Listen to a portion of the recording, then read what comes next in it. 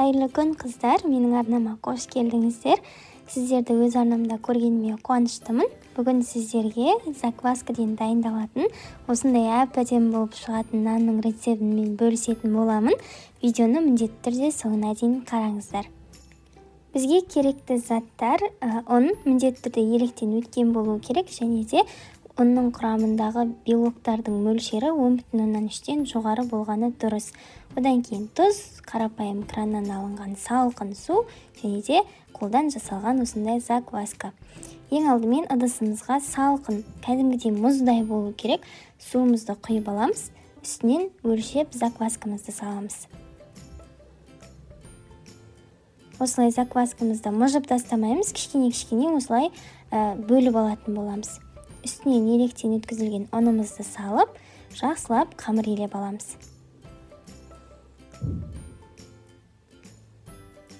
Бізде қамыр кішкене қолға жабысатын, сондай жұмсақ болып шығады. Мінекей, енді бетін жауып, жылы жерге 1 сағатқа қалдырамыз. Мінекей, 1 сағат өтті, қамырымыз 1 сағат бойы жылы жерде тұрды. Енді қамырымызды ыдысымыздан түсіріп аламыз. Қамыр жабысқақ болады, сондықтан қолдарыңызды сулап алып отырыңыздар. Бірақ жабысқақ екен деп ұн сеуіп жүрмеңіздер, артық ұн қосуға болмайды. Неге қарасаңыздар, біздің қамырымыз осындай созылыңқы, әдемі болып шыққан. Қамырларыңыз осылай созылып тұру керек. Енді тұзымызды қосамыз. Біз қамыр илеген кезде тұзды қосуға болмайды. Тұз заквасканың көтерілуіне кедергі келтіретін болады. 1 сағаттан кейін осылай тұзымызды қосып, дәл видеодағыдай созып ұрғылайтын боламыз. Қолымызбен мұжып тастамаймыз, басып тастамаймыз, илеп тастамаймыз. Дәл видеодағыдай бір шетінен алып, ұрғылап, тұзымызбен қамырымызды жақсылап араластырып жіберетін боламыз. Қыздар, илеп басып тастамаңыздар, қамырларыңыз көтерілмей қалуы мүмкін. Тұзымыз қамырымызбен жақсылап араласып кеткеннен кейін ыдысымызды осындай сұйық маймен жақсылап майлап аламыз. Қамырымызды салып, 40 минутқа жылы жерге бетін жауып қалдыратын боламыз.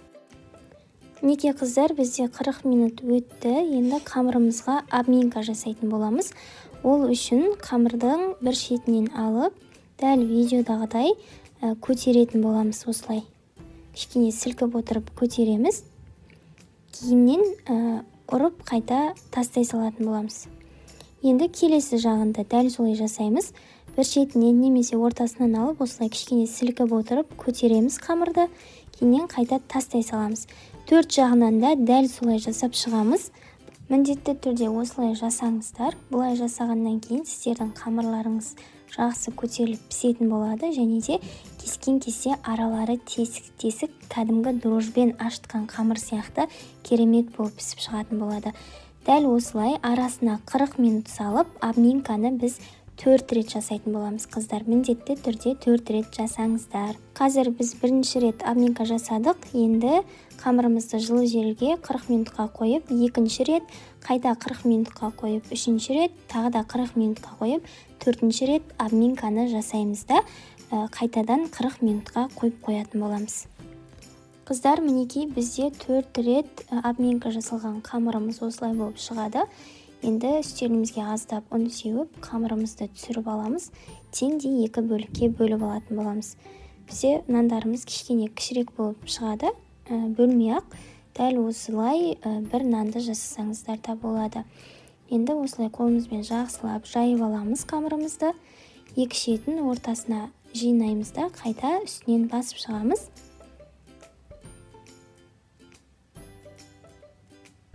Көлденеңнен қойып, қамырды өрген сияқты етіп, екі жағынан кезек-кезек ортасына видеодағыдай жинап алатын боламыз.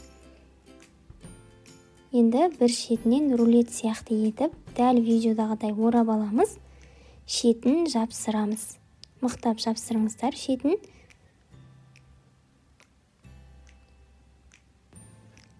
Енді қамырымызды көтерілу үшін ыдысқа салып қоятын боламыз.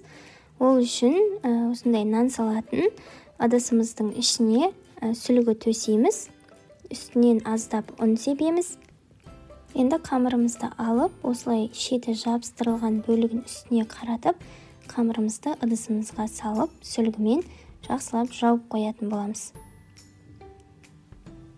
Қамырымыздың екінші бөлігінде дәл алдыңғыдағыдай осылай қолымызбен жайып аламыз, екі шетін ортасына жинаймыз, қайта көлденеңінен қойып, өрген секілді етіп орап, шетін мықтап жапсырып алатын боламыз. Егер де нан салатын ыдыстарыңыз болмаса, осындай пластмасс ыдыстың ішіне сүлгіні бірнеше қабаттап төсеп, аздап ұн сеуіп, қамырды орналастырсаңыздар болады. Тағы да айтып өтейін, шеті жабыстырылған бөлігін үстіне қаратасыздар да, тегіс бөлігін астына қаратып, жақсылап сүлгімен орап қоясыздар.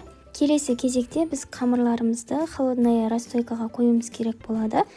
Ол үшін қамырларды 12-15 сағатқа тоңазытқышқа көтерілу үшін қалдыратын боламыз. Қыздар, бізде 15 сағат өтті. Қамырларымызды осылай түсіріп, пергамент немесе фольга төселінген табамызға осылай орналастырып алатын боламыз.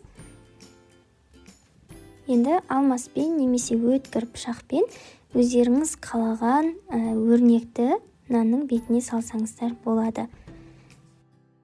Енді сіздерге пеш туралы толық ақпарат беріп өтейін. Нанды пешке салмас алдын 1 сағат бұрын қыздырып дайындап қоятын боламыз. Міндетті түрде 1 сағат бойы қызу керек, және де пештің ішіне темір таба салып қойыңыздар. Қосар алдын 1 сағат бойы пештің ішінде темір табаларыңыз қызып тұру керек. Енді нанымызды пешімізге салып аламыз. Және де қызып тұрған табамыздың ішіне 1 стакан көлемінде су құятын боламыз. Қыздар, бұл пар беру деп аталады. Дәл осылай пар беріп нандарыңызды пісірсеңіздер, сырты қытырлақ, іші жұмсақ болып, керемет болып піседі. Енді қақпағын жауып, 220 градуста 50 минут пісіріп алатын боламыз. Неге қыздар, біздің нандарымыз осындай әп-әдемі болып пісіп шықты. Пештен шығарғаннан кейін мен 1 сағат көлемінде жақсылап суытып алдым. Енді сіздермен бірге кесіп, ортасының қалай шыққанын бірге көрейік.